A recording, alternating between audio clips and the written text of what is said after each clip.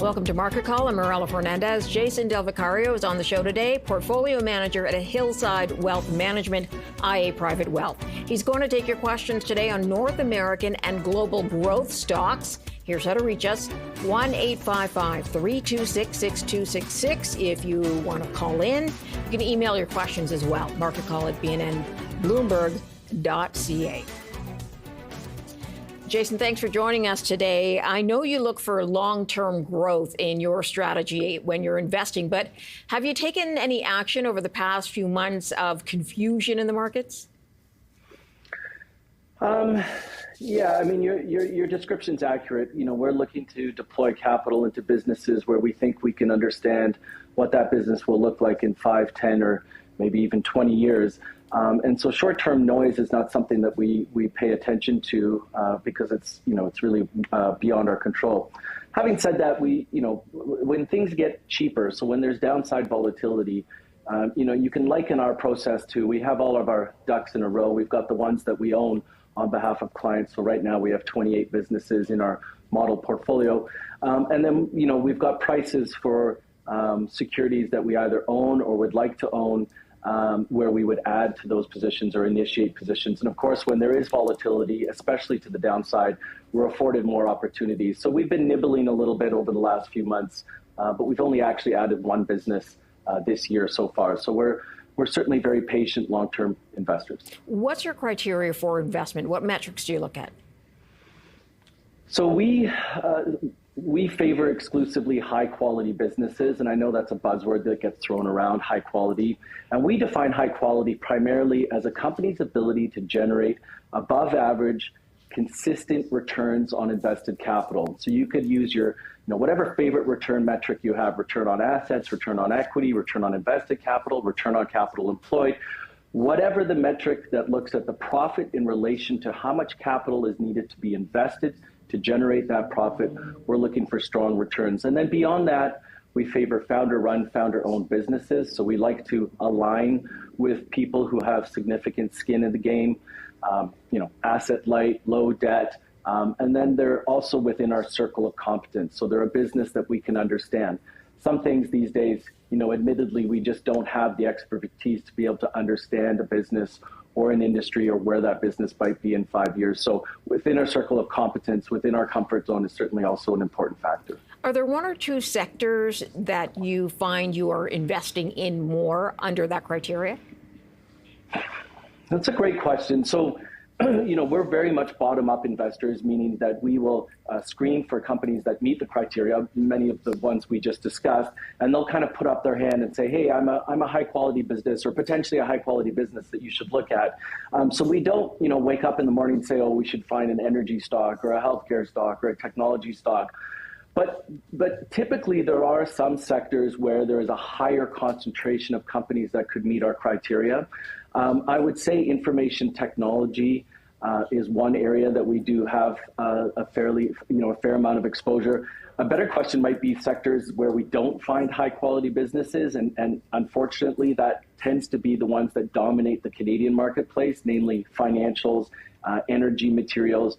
We either find that these businesses require too much capital or simply don't have the returns on capital that we just discussed. Got it. All right, Jason, we're going to take a quick break. We'll line up some phone calls and some emails for you, and we'll be back in a moment. Here's how to reach us today.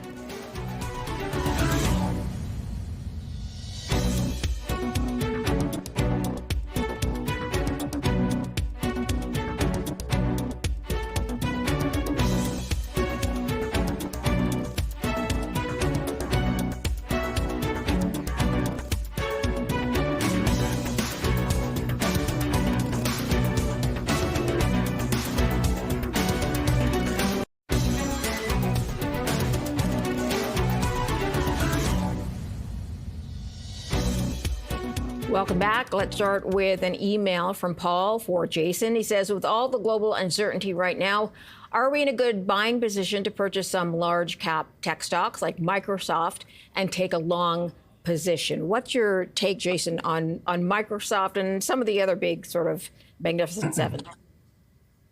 Right. So we have exposure to both Microsoft and Meta.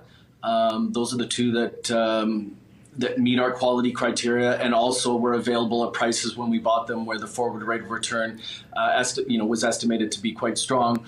They're both excellent companies. They're both well-moated, meet many of the criteria that we've discussed.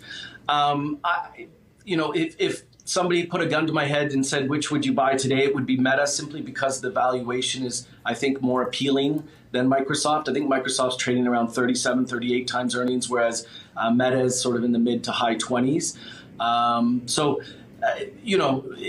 Timing the market, of course, is not something we do. You'd probably love to have lower prices for Microsoft, but as I said, I think Meta at these prices is probably a better bet. And that, of course, would be the assumption that the investor is going to hold these positions for the long term. Got it. Okay, let's go to the phone lines then. Monique is on the line from Burnaby, BC, with a question. Hi, Monique. Hi, thank you for taking my call. My question is more of a general question in regards to the AI area of the market. Just wanted to get an idea of what he thinks of the future of AI is, and also if he could provide maybe like a couple of ideas in that area. Thank you so much. Okay, thanks, Monique. Jason, where do you land on AI? There seems to be a difference of opinion for some on whether it's going to dramatically move forward or whether it's going to halt for sort of the midterm. Yeah, so I mean, as a tool, as a productivity tool, as a business tool, I think AI is here to stay, and I think it will dramatically change a lot of industries and a lot of jobs and the way people work. What isn't clear to us is who's going to win the race from an investment standpoint at this point.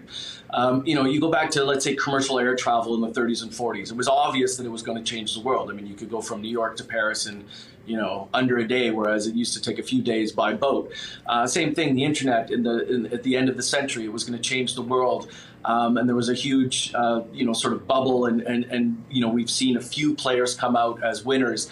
In the air travel example, Warren Buffett says the best way to become a millionaire is to start off as a billionaire and invest in an airline. So we at Hillside, we tend to, the analogy I like to use is a running race. We like to bet on the race once the race has already started, or we like to bet on the runner once the race has already started. So it's kind of like betting on Usain Bolt at the 50-meter mark as opposed to in the starter's block. So having said that, we don't, again, we're not looking for AI-specific stocks, but one that I just mentioned, Meta, is really involved with AI and doing some very interesting things. And we can see how the application of AI is going to lead to more efficiencies and greater productivity and hopefully higher returns on advertising spend for their customers. So that might be an example of a company that has a well-established business, and they're using AI as sort of an adjacency or a tool to be able to drive that business forward. I don't know enough, and my crystal ball is in the shop. I don't know enough to be able to say, here's an AI-specific company that I think is going to be the winner. I think we're just too early in the race to be able to make that determination at this time. Got it. Okay, let's go back to the phone lines then. Rick's on the line from Vancouver. Hi, Rick. Oh, hello. Hello, Jason. My question today is on Pepsi. Pays a very nice dividend yield, and they manufacture some very well-known brands.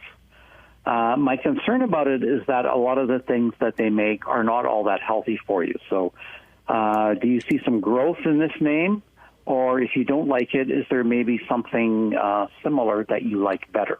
Thank you very much. Okay, pulling up PepsiCo here. They're under $130, down a little bit today, about 1%. What's your forward take on companies in this sphere, Pepsi being one of them? So Pepsi operates kind of in a duopoly in terms of their franchise Cola Pepsi brand, them and Coca-Cola. We like companies that are market leaders and have little to no direct competition. And I would, if we look at Coca-Cola and Pepsi and put them together, they really stand on their own in that regard. So limited competition in that space, I think would be, is a good thing. Having said that, consumer brands these days, where I shouldn't say made mistakes, but where we've had a few trip ups along the way is in the consumer brand areas. And I think nowadays, consumer brands, it's a lot more difficult to establish and build a moat with consumer brands. Nowadays, I could literally launch a cola company online using Instagram, Facebook, a lot of free advertising, and you can, if you get lucky and you get something goes viral, your brand can be, sort of sent across the world instantaneously for very, very little cost and effort. So, I think we're going to see brands having a tough time, as I said, exercising and leveraging the moats that, what little moats that they may have built.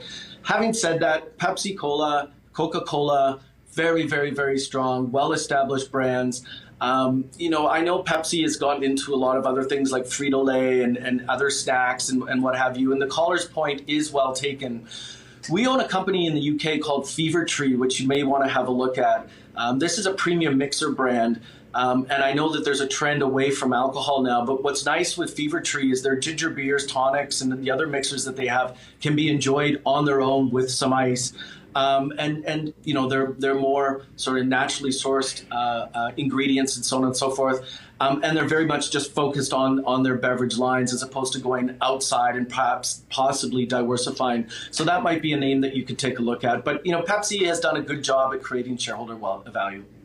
All right, let's move next to Peter is on the line from Vancouver. Peter, what's your question today? Yeah, thank you. Jason, the great analyst. My friends and I really appreciate your tip of Meta 2 years ago at 200 and now it's 700. May I have your expert opinion on Constellation Software, one of your all-time favorites? Thank you very much, Jason. Thank you for the question. Constellation Software. Thanks for the call, Peter. Yeah, so Constellation Software is a business that we've held since our inception, since 2014. It's risen somewhere around 10 to 20-fold for us during this period, and has obviously driven returns very nicely for our clients.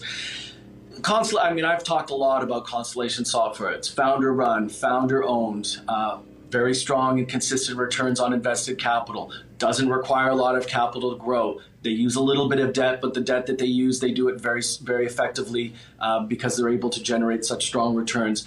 They operate a decentralized model where they've been able to really download the capital allocation decisions from the head office to the business units and even to the individual businesses. I think they've done over 1,000 acquisitions, and their bread and butter is these $3 to $5 million small VMS, vertical market software companies. The only drawback at this point really would be the valuation. So if you look at the forward rate of return, you run a DCF, a discounted cash flow analysis, we're probably looking at high single digit to low double digit possibly returns going forward. So that would be the only thing that I would note as sort of an orange flag. But look, for long-term investors, long-term focused investors, there really isn't a better company literally on the planet. It is a high quality, exceptional business.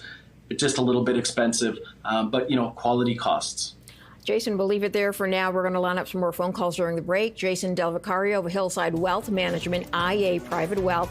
Today, he's taking your questions on North American and global growth stocks. Back in a moment.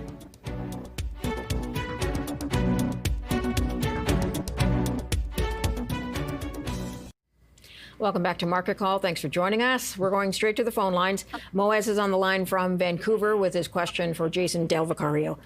Hi, Moaz.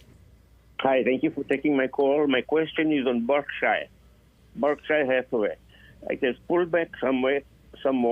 It's a diversified company. I would classify it as a growth company. What is your opinion about it for adding to my position right now? Thank you. Okay, thanks for the question. Do you, Jason, consider it a growth company under your banner?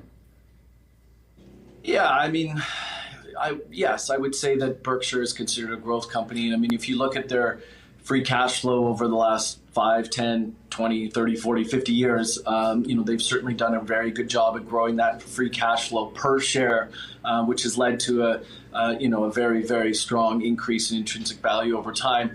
I would sort of lump Berkshire Hathaway a little bit into some of the things I was saying about Constellation Software.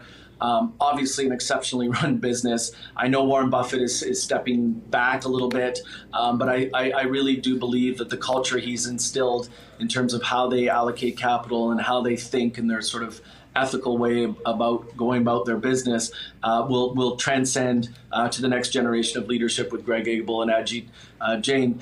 The concern there would be valuation. I think the valuation is a bit rich, especially given that as I don't know what they are today, maybe $800 billion company, these larger companies, it becomes more and more increasingly difficult for them to allocate capital at high rates of return. And I think he's sitting on about $350 billion of cash. But I think many people have done poorly betting against Warren Buffett and Berkshire Hathaway. I'm sure they're going to have some opportunities, not frequent opportunities, but some opportunities to deploy significant capital. And I'm sure they're busy away looking at opportunities and options going forward. So, I would say that the forward rate of return of Berkshire from these levels is probably in the high single digits to low double digits, not unlike Constellation Software. An 8 to 12% rate of return. As far as I'm concerned, that's strong, and I think there's a high probability of achieving that return because of the quality of the business and the predictability of the business. All right. We hope that helps Moaz out as we move on to Daniel, who's calling from Markham, Ontario. Hi, Daniel. Hi, Marella. Hi, Jason. My question is on Topicus. What's your checklist in analyzing a favorable price to buy stocks as well as adding current positions? And it's essentially the Jason Del Vicario playbook. And between Constellation Software and Topicus, what would you pick first? Thanks for taking my call. Thanks for the question. That's a great question. Okay, so Constellation and Topicus and Lumine. So Topicus was spun out of Constellation, as was Lumine. You need to put your analyst hat on and do some work in terms of how to come up with what you would consider cash earnings. The nice thing with Constellation and Topicus is the company has done this themselves. They've come up with their own proprietary metric called FCF2AS, which is free cash flow available to shareholders, which is their version of the Warren Buffett famously coined owner earnings. Meaning if they were to stop growing tomorrow, stop reinvesting money into the businesses, how much is the business producing in free cash flow, which in theory could be returned to us as shareholders in the form of, say, buybacks or dividends. The cash earnings of Topicus and Constellation are generally around double their accounting earnings. So when you look at Constellation Software or Topicus and you see that the P ratio is 100, it's really probably around 50. Still expensive. And so what you then want to do is take the assumption, so in terms of how much you think earnings can grow by, and then you apply a discount rate to bring those back to today's dollars, and then you get a valuation for the business. We always think in terms of whether we're going to acquire the entire business. I would say that in order to achieve a, let's say, mid-teens to high teens rate of return, you want to be paying around 20 to 25 times the cash earnings of Constellation Software, Topicus, assuming that they're able to continue to grow their earnings as they have in the past. Now, I've been on BNN before, and I've mentioned this, and nothing has changed in terms of how we behave. So when we received the Topicus and Lumine shares, we sold those shares and took the proceeds and put it back into Constellation, back into the mothership. And the reason we did that is to keep things simple, acknowledging that Constellation Software still owns 50% of Topicus and Lumine. So if you own shares in Constellation, you also own indirectly shares in Topicus and Lumine. And then lastly, we think that probably there are going to be future spinouts in the future from Constellation Software, not necessarily Topicus and Lumine. So that's why we've done that. So I would say, to answer the question, we would favor Constellation over Topicus, but they're still very much really the same business. Constellation owns Topicus, same leadership, same focus. I don't think you could go wrong either way, but I do think you'd like to see some lower prices to be able to add or enter into a position at this time. Got it. All right, let's move on to John. He has a question. He's calling from London, Ontario. Hi, John. Hi, Marilla. Hello, Jason. Speaking of earnings growth, Jason, Investors Daily published its top 7 by year-end, and on that list are giants like Axon and Visa and Broadcom and General Electric Aerospace. What do you think of Netflix, which made the list? I see it's been re-rated to a price target between $1,400 and $1,500. I'm in 2.5 years ago. It's done well. It's the best in class in the streaming business. Thanks very much. Okay, thank you for the question. So it's funny. So I mean, there was an opportunity to acquire Netflix at around 15, 16 times earnings. And we've, I guess, probably made a bit of a mistake because it does meet a lot of the criteria. One of the criteria that it doesn't meet, which is why we shied away, is that it's not actually a capital light business. They do spend quite a bit of money on developing content. And I think maybe we've mistaken that spend for what we would call maintenance CapEx versus growth CapEx. And so they have been able to generate strong returns on the money that they spend to be able to produce and buy the content that they put out. So I think that this is a compounder. I've done some reading on them. They're very well run. They're very frugally run, which is interesting. You might not actually think that. But I think the caller might do well to read about the CEO, read about the culture of Netflix. Admittedly, I don't really have a sense for where this goes, but they do dominate their space. They are the market leader.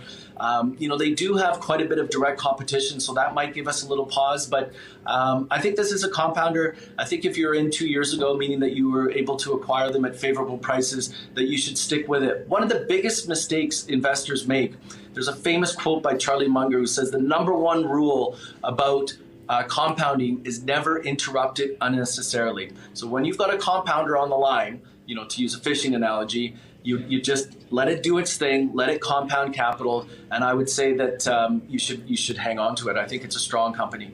Just quickly, Jason, I'm wondering whether Netflix, and you might not know, I don't know if you've compared streaming services, if they spend more than other streaming services on their content. Some other streaming services like Disney already have that sort of deep pocket there, but I'm just wondering if they're comparable.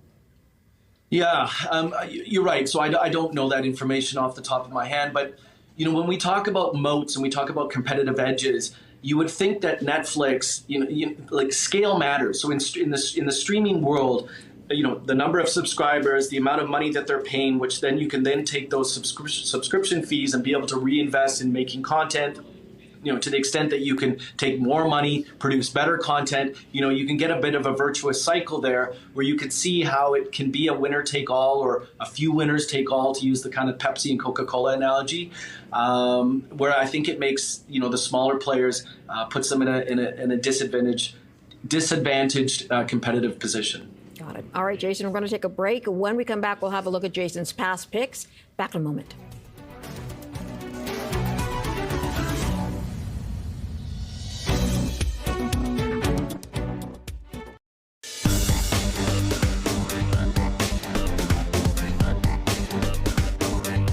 Welcome back. Time now to have a look at Jason's past picks from May 27th of last year. At the time, he picked Evolution AB out of Sweden.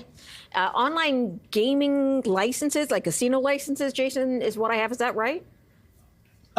Yeah, so they dominate the live online casino space. So and they're B2B. So their customers are, MGM, DraftKings, Bet365, et cetera, and they'll run the tables. So they have live dealers doing blackjack, roulette. They've also got some interesting games like Monopoly and Crazy Time and so on and so forth. They're based in Sweden. They're founder-run, founder-owned. They have no debt, strong returns on invested capital. I know the stock chart probably looks ugly here, but what that means is if you've got a predictable business and the stock's going down, the forward rate of return is going up. And I would suggest at these levels, I think they're trading at about 10 times earnings, 4% dividend yield. They're buying back shares. They're continuing to gain market share. They're by far the biggest in the space. Their market share globally is around 60 to 70%. So we recently, this is a position for us. We've held this now, I think, for about 5 years. It's down a little bit for us during that time, but we've been able to take advantage of what we think are very favorable valuations to be able to add to our position, most recently in February. So yeah, we like this. It's very much out of favor, which is exactly the type of opportunity that we look for. High quality business available at attractive prices. Okay, I should add the numbers here. It's in Swedish krona, so it was at 1,166 at the time. It's down to 651.80. Dropped 44% return in 41. Why is it dropping? You said they are widely used, and we know there's more online casino sort of gambling now than there ever has been. So why has it dropped? So quality is rarely available on sale. So we've talked about Constellation and Pepsi and some of these expensive companies. What we find is about once or twice a year, companies that are in our list or in our portfolio that are attractive come down to valuation levels that we find extremely attractive. But in short, there was the UK Gaming Commission essentially was doing a bit of an investigation because they were having people from unregulated markets. So there's a difference between a regulated market and an unregulated market. About half of Evolution's earnings are from unregulated markets. These are markets where there's no regulation. It's neither legal nor illegal to do online gambling. There's no regulation around it. In the UK, that is a regulated market. It's only 3% of their revenues, but the UK Gaming Commission came after Evolution as well as their peers and said, hey, there's people from unregulated markets accessing these websites in regulated markets. Stop doing that. And so it's called ring fencing, and they've done that through Europe. They also had a cyber attack that they were victim of in Asia, which is an unregulated market. So people were effectively stealing their streams and essentially stealing some of their income. There was some unrest at one of their operations in Georgia. So they have a lot of employees. There's about 20,000 across the globe, and they had a big studio in Georgia, and there was some unrest there. So they've had some short-term glitches. We feel that these are short-term glitches. We feel that it hasn't affected the intrinsic value, the long-term intrinsic value of the business, and we believe that this has created a very attractive opportunity. It goes without saying that you should size the position accordingly. For us, it's about a 5% position, which is a medium-sized position for us. But those are the short-term issues that the company is facing. Got it. Okay, let's move on to your next pick from May of last year, which was Couche-Tard, which is based out of Quebec. They're trying to buy 7-Eleven from Japanese owners, recommended at 80.55, now down to 72.63, a 10% drop return and a 9% total return. At the time, Jason, why did you decide you were going to invest in Couche-Tard? So we own two stocks, and it's funny because they're both Canadian stocks. We've owned two stocks since our inception, Alimentation Couche-Tard and Constellation Software. If it's possible to look at a 5, 10, 20, 30, 40-year chart of Couche-Tard, you'll see that this is a great example of a compounder. Of course, we had no idea. Their business is to acquire other convenience store chains. We had no idea at the time, nor did we care at the time, that they would be making a bid for 7-Eleven, which Couche-Tard is the number 2 player in the world. 7-Eleven is the number 1. This is a huge potential acquisition, and quite frankly, we would prefer that this not happen. The bread and butter for Couche-Tard over the years has been making 100 million, 500 million, maybe 2 billion, 5 billion acquisitions, not 50 billion, 60 billion, and not an acquisition where the people who are being acquired, in this case, Seven & I Holdings in Japan, they really don't want it. So, it's been a bit of an acrimonious dance, if you will. This I guess we could call it risk, is overhanging the stock. And what we really want to have the company avoid is overpaying. We do not want them to overpay. They've been very disciplined capital allocators in the past, and we hope that they continue to allocate capital in a very disciplined way, but we have a bit of concern with that. Having said that, their track record, their long-term track record, if you pull up a return on capital metric for the past 20 years, it's consistently in around that 20% range, which is really, really attractive. The consistency is very attractive. And so, yeah, we've held it for 10 years. We added to it when it was below 70, so I think at around $69 on this sort of news or concern about the Seven & I Holdings deal. And so it's a wonderful long-term holding for us and a wonderful business that is here based in Canada, as you mentioned. Yeah, we did pull up the 20-year at one point. It was up 780%, I guess, in that period. So definitely tracking that way. Okay, let's go to your third pick from last May, which was Tobila Systems out of Tokyo. They do telecommunications software. One of the things they do that I was reading about, junk phone filtering, which is interesting.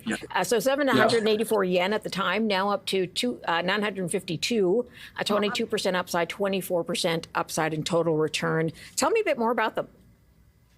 Yeah, so Tobila is a really interesting business, founder-run, founder-owned. The founder of the business started the business because his grandfather was victim of I think it was a phone scam. And he started this business in his garage to really just build something so that his grandpa would get scammed again in the future. And that has sort of blossomed into really the only business in Japan of its kind that produces anti-spam software. Their edge is really interesting in that they're kind of the only one, number one. Number two, they're also the only one that shares information actively with the Japanese police. So as basically the value of Tobila is the database that they've built, the database of spam, fraud numbers, text messages, emails, et cetera, et cetera. And of course, they've got about 15 million users in Japan, which also contribute information in terms of building that database of numbers that you probably want to have blocked and so on and so forth. It's interesting. So, I mean, they do this for personal people like me and you. They also do this, have this service available for businesses. They have the ability to record phone calls, also, everything to do with sort of telecommunications and how people communicate and trying to make it as safe as possible. This is a company that we've owned for 4 years. The stock hasn't really done much, but if we always want to focus on the business, not the stock. So focusing on the business, you'll see that they've been able to increase their revenues, increase their earnings, free cash flow per share is coming up nicely. They've been able to increase the dividends that they're paying. So they're doing a lot of the things that we look for. And we think that, I think they're probably trading around 15, 16 times earnings. We think that that's a very reasonable level for a business that we think has a very, very strong competitive position, really almost a monopoly in terms of the service that they provide in Japan. Okay, we will leave this segment here. Jason's going to stick around, take more of your questions when we come back.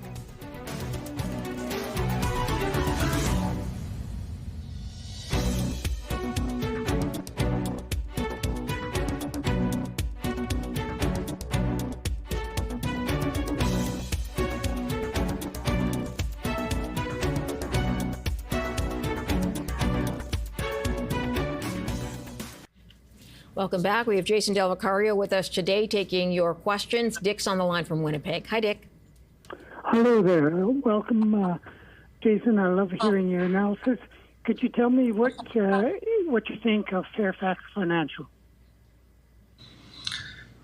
So remember at the outset, we talked about industries where, it's sort of tricky to find these high quality businesses. And I mentioned financials and I mentioned energy and materials. Fairfax is a bit of a black box for us. And, I think that, listen, the stock price has done very well the last few years. However, if you look at the 10 to 15 to 20 year period before that, it sort of went nowhere. So here's a company where, they're allocating capital and the market's not giving them much credit for it. And then all of a sudden, the stock will double or triple. At the core, they're an insurance business, not unlike Berkshire Hathaway. Prem Watsa has done a great job at then taking that float, taking the premiums that the insurers pay and allocating that capital. He's a deep value guy. He's taken some macro bets in the past that we didn't quite like. He had a fairly large short position famously, which didn't really work out for him. Then, of course, interest rates, the interest rates has a big impact on these types of companies. Higher rates favors insurers, lower rates, the opposite. We have no view as to where we think interest rates are going in the future. Again, this is something that's outside of our control. But, if you own Fairfax, I would continue to own it. I think Prem Watsa is a very, very capable allocator. Not unlike Berkshire, you might want to find out, because he's starting to get, advanced in age, what their succession plan is, learn about the people that are going to be taking over the reins and how they think and how they behave, and specifically how they think about capital allocation. But this isn't a company that we own, nor have we spent a lot of time analyzing, but hopefully those are some few ideas to sort of send you on your way to do a bit more work and research. Okay, we hope that helps. Let's move on to an email from Max. Max is writing from Vancouver. He says, should I add GM as a global auto industrial stock to my portfolio for long term? Where do you stand on the car manufacturers, car makers, considering the up and down tariffs on metals and the CUSMA approval that they have to get to go back and forth over the border? Would you invest at this point? So GM is not founder run, founder owned. So that would be an immediate kill for us, what we call a kill. If you look at their returns on invested capital, you'll see that it's been fairly volatile. Again, that would be something that would lead us to pass. And then if you look at their debt profile, they've got quite a bit of debt, especially as it relates as a function of their cash earning power. So we generally avoid companies with lots of debt. These are also capital intensive businesses. So General Motors isn't what we would call an asset light business. So quite frankly, this isn't the type of company that we would look at. They're not necessarily a market leader. There's lots of competition in the space. We like to avoid competition, and we really like to focus on market leaders. So this isn't an area that we're focused on, and this company, quite frankly, doesn't meet our criteria on a number of fronts. And so hopefully that gives you a sense for how we would approach or think about this type of business, or even in this type of industry. Got it. Okay, let's move on to the phones again. Michael's on the line from Schaumburg in Ontario. Hi, Michael. What's your question? Yes, long-time viewer, first-time calling in. I would be interested in Jason's opinion on Costco. I have a small position, wondering if I should add. Okay, let's pull up the chart for Costco. Big box stores usually do well no matter sort of downturn in the economy. Not obviously family run, but do you like it? Yes, Costco is a wonderful business, not available at particularly a favorable price, but it is certainly a wonderful business. They've done a fantastic job at increasing, cash flow per share, has led to amazing returns for investors. The only orange flag with Costco would be the valuation. I don't know if you're seeing a PE ratio there, but I think it's probably in the 40s, if not 50. There's a lot of good things and a lot of growth priced in at that point, or at these levels. I would say if you own it, you hold it. Again, remember, rule number one, compounding, do not interrupt it unnecessarily. So Costco is a compounder, but I think if you want to add to it, you'd really want lower prices. Even 30 times earnings for a business like Costco is probably a little bit rich. So you probably need it down at least 10, 20, ideally 30% from here. So there are probably other high quality businesses available at better prices where you could allocate present capital, but I would certainly hang on to it. It's a great company. All right. Michael, I hope that helps you. Jason's going to stay with us to take more questions. We're back in a moment. Just before we go, Mark Carney has given a press conference to introduce a bill C5, which is basically the One Canada Build, 20-page document that's supposed to advance major projects in this country, as well as reduce interprovincial trade barriers, which, of course, is the mandate for the government. We'll share more on that as the day goes on. We're back in a moment.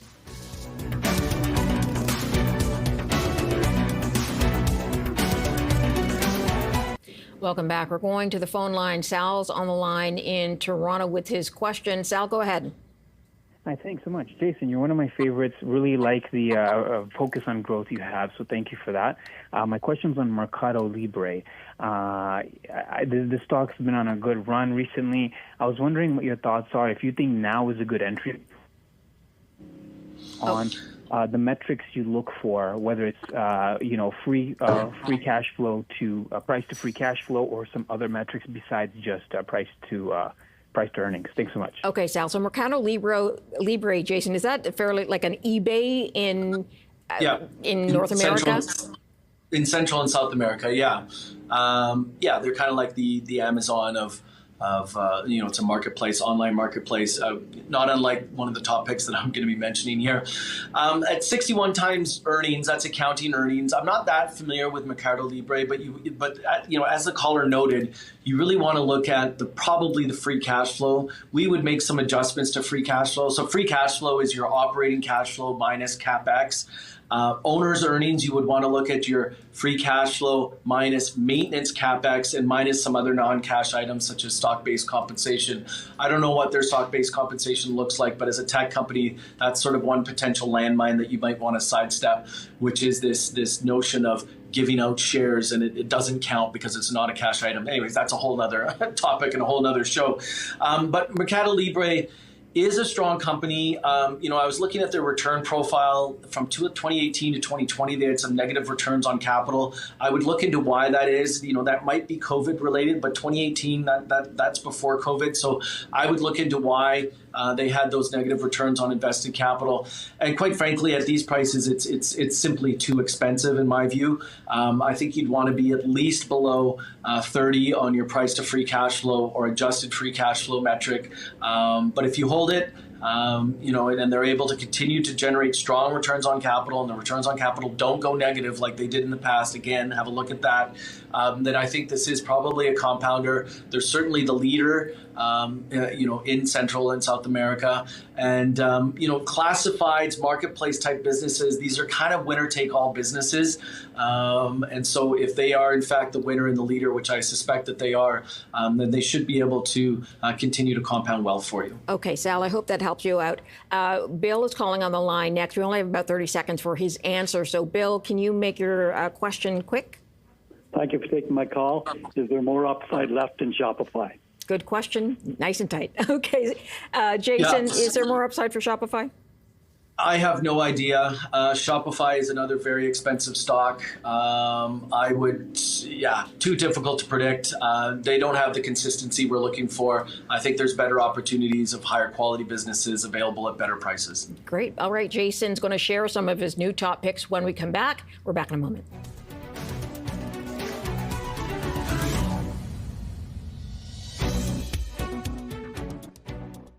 Welcome back. Time now to share Jason's next top picks. His first one is Kaspi, which is a super app.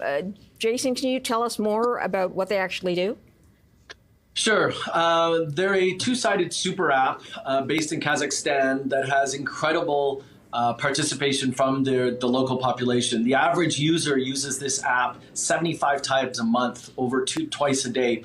Imagine Facebook, Amazon, PayPal, DoorDash, pay your taxes, renew your driver's license, peer-to-peer payments, et cetera, all in one app. So it's dominated the country. They are by far the leader. They've recently expanded to the Turkish market, and if they're able to replicate the success that they've had in their home market in Turkey, which is a much bigger and wealthier market, we think that that'll be another pillar for growth. I think it available at 7 times earnings, very strong dividend yield, has a history of doing buybacks, really well run.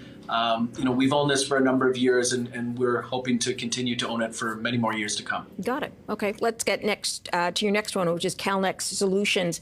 They're based out of Scotland. They do telecom equipment testing.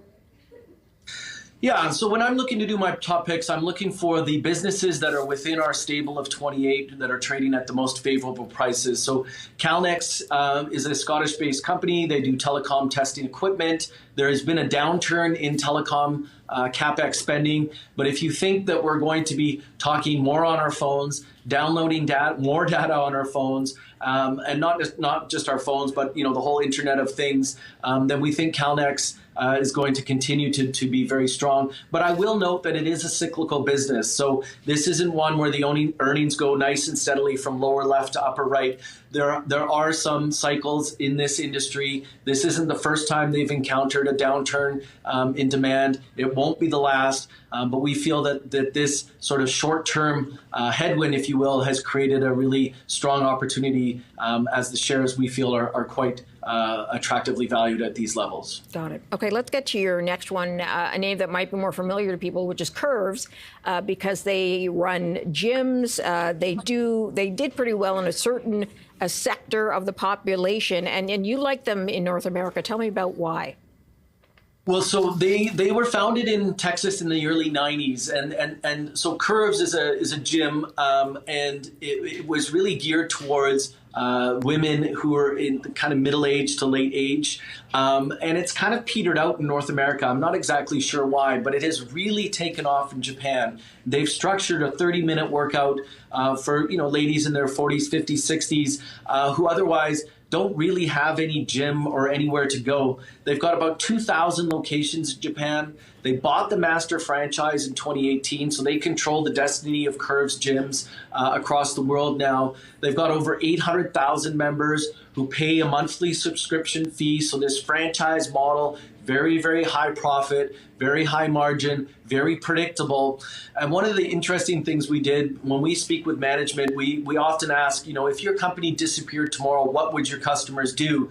And there really is no direct competitor. They simply said, well, we think that they will, not be exercising. They just won't get the exercise that they need. And women in their 40s, 50s, 60s have sort of very unique needs in terms of bone strength and muscle strength and so on and so forth. So at 16 times earnings, we think that this is a very reasonable valuation. We think that they could continue to grow. They've added Curves for Men gyms in Japan, so that might be a new pillar of growth for them.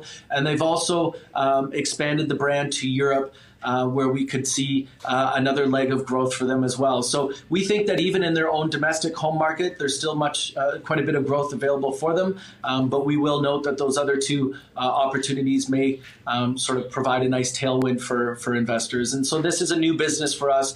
We've only held it for a year, but we hope to hold it and perhaps add to it at favorable prices in the distant future. Got it. Jason Del Vicario, thank you very much for joining us. Good to see you. Have a good weekend. Thank you, and you as well. And thanks for watching us here on Market Call. We'll see you again on Monday. You have a good weekend as well. We'll show you the markets as we head to a break.